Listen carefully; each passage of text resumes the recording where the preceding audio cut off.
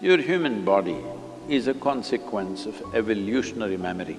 Your present type of body, whatever kind of body you have, is of genetic memory. What you know as your education is academic memory. What you know as family is memory. What you know as my wealth is actually memory. If you remove the memory, you don't know which is yours, which is not yours. Your relationships, family, everything that you are is just a heap of memory. This memory, if you have a head which is well organized, then this memory works in your favor. If it is not well organized, when you want to think about this, it'll think about that. When you want to remember this, it will remember that. What you don't want to remember always comes back to you, happening. But that is a lack of organization. We'll see about what is the basis of organizing our head and what we call as our mind. So essentially, you're a product of memory and you're also a slave of memory. This we call, in one simple word, karma, residual memory of life in so many ways. A whole lot of it is beyond your conscious memory, but the body remembers you must have a human form. It should not become something else. Though you're watching movies, suddenly somebody turns into a tiger, somebody turns into a snake, huh? Because those people think somehow being a tiger is better than a human being. It's a serious backward step, evolutionary step, I'm saying. Hello? A very serious evolutionary backwardness if you think being a tiger is being better than a human being. So there is a massive amount of memory, you can't imagine how much, that all this is happening the way it's happening. But memory is what makes you who you are. Memory is also that which sets up boundaries for who you are. So you come to a Sadhguru not because your back is hurting. Many of you came like that, what can I do?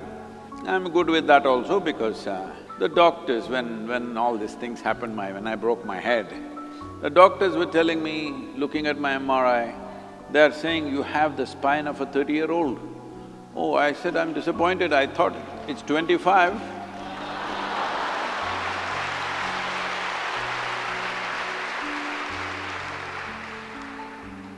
When I was just about to ride for the safe soil, when I said 30,000 kilometers in 100 days we're going to do it, then I just happened to meet some professional riders who are intercontinental riders. They're doing really long rides. And when I said this to them, I'm looking at this, then they said, nobody can sit on a motorcycle for 100 days continuously.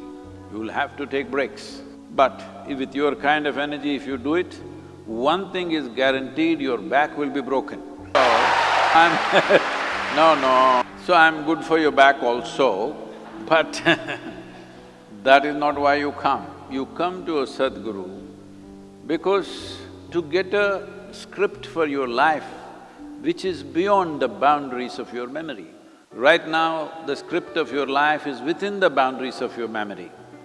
This means your evolutionary memory, genetic memory, unconscious memory, various things, everything controls you within that. You want a script, how to live beyond this, only then I'm really relevant. But I can also fix your back, that's a different matter. I don't think back is not important, it's important, because otherwise how to make you sit in the satsang? Those who are online must be sitting in a… Though I have a backrest, I don't use it. So, the important thing is how to transcend the limitations of the data that we have gathered, which you can call, a lot of it is unconscious, but even the conscious part of it, you can call it, that's your knowledge base or what is there, which you can use in so many ways. It makes your life, it helps you earn a living, it makes you transact well in the society. I'm not trying to tell you all these are not important, they are important, but the nature of a human being is such, wherever you are, you want to be something more. It doesn't settle that. So this is why in the Yoga Sutras, the first line, it's actually a chapter, is half a sentence. Patanjali wrote, and now yoga, because you tried everything. You tried money, wealth, sexuality, power, this, that, everything you tried. And you realized everything does something, but doesn't settle you anywhere. It doesn't liberate you in any sense. If you realize that quick enough, usually that happens on the deathbed for most people, you know. That sense of, oh, already? Have you seen this look on their face? Most of them, pain and other things are managed. When the moment of death comes, because bewilderment, I didn't even start, already? You sending me? That's the look on their face, because they didn't realize, and now yoga, they thought, little more education, little more money, little more pleasure, little more something will settle them. Last moment, when cremation is close, oh, price, bewilderment. I would say 80% of the people who die, that last moment, it is not of pain, it's not of fear, it's of bewilderment, because just suddenly you realized you never started. Well, one important thing about this is, are you willing to step out of your memory boundaries? The boundaries of your memory are comfort zones. See, I know these 5 people. These are my friends. How? They're in my memory. Oh, they're all strangers. No, I'm not saying that to you, ladies. I'm just… Those who are not in your memory are strangers, isn't it? Those who are in your memory are family, friends, this… Well, how much ever memory you have, it's still very limited. Will you see those limitations at the earliest time in your life, or will you see it on your deathbed? This is a choice. This is a choice. This is the fantastic thing about human life. It's your choice right now to be blissful or miserable. What a great thing! What a great thing! No, I'm not asking for you to clap your hands. It's a great thing, hello? It's a choice. Right now, I can sit here depressed about something which doesn't exist. See, nothing need to exist in the world. You can cook it up right now and get depressed or no? Why don't you cook it up and make yourself blissful? If you cook something, it should taste good.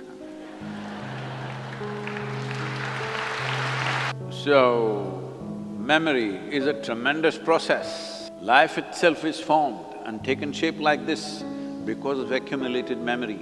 Suppose your body lost contact with your evolutionary memory, we don't know, you may start crawling, you may start something. It's a hypothetical thing, I'm not saying such a thing is ever going to happen, but I'm saying if you lost, body may take on some other shape. So all these accumulated memories functioning in a very organized manner makes you a human being, makes you who you are right now, but you can't organize this little thing. And this thing is causing so much. Your liver is working, right? Spleen also? Even your spleen is working, only your brain. It's working not the way you want. So what is it that doesn't allow you or doesn't allow your mind to function the way you want? It does everything other than what you want. Not always, but 10 minutes a day if it goes out of control, people will say you're crazy, yes or no? You don't have to go 24 hours out of control. 10 minutes a day if you go out of control, people will say you're crazy. So what is crazy is, your thought process has kind of lost its track. In your mind it makes absolute sense, but everybody's looking at you, oh, this happened. Shankaran Pillai's daughter was married in America, so he went to visit her. It was very hard to get the tourist visa, there was no 100,000 fee on it. So he went there and her husband, usually they have 2 cars to go to the office. They have a Prius or a Tesla, electric. But they have another beast parked at home to go elsewhere. So he had a Corvette. It's the American version of a Ferrari. It's not a Ferrari, but built like that and makes a lot of noise, a big engine and everything, powerful. So, he saw this and he told the daughter, I have an international license, I can drive in America, I've got my international license. So she said, Papa, be careful, because you know you are a fast driver. I said, don't worry, when I can drive in India, I can drive in hell, what's the problem? So she said, okay, and gave the keys. Oh, he started squealing wheels, he went down. She was worried, so she was looking at the traffic, there's a traffic news going on all the time. And then after 15 minutes, she called him and said, Papa, be careful, the traffic news is saying there is some crazy man driving on the opposite side of the road at full speed. He said, what? One guy? Hundreds of people are driving on the wrong side. Oh, these Americans are crazy. Hundreds of them are driving on the wrong side. What you're thinking always looks perfectly logical and perfect, but someone else looks at you. Because all your thought is coming from the limitations of your memory. You may produce permutations and combinations of it, but it is only coming from your limited memory. Depending upon how limited it is, that is how conceited your thought will be. Now, what is making us in such a way that our own mind, which is the greatest miracle on this planet, human mind, just about everything that we have created is just a drop of this, but troubling us. You call it stress, you call it anxiety, you call it misery, you call it depression, you call it manic depression, you call it so many names. I was thinking maybe there are 6 to 8 or maybe 12 different kinds of psychological ailments. But I was talking to these top psychiatrists in UK and they tell me there are 72 varieties. I said, really? 72 ways? Then I asked, what are they? One of the things stuck in my mind, they said, compulsive nose picking. No, it's not a joke, they'll be bleeding, but they can't stop. See, if your finger pokes you, you think it's a laughing matter. If your thought and emotion pokes you every day, is it not a laughing matter? Hello? Are you not laughing?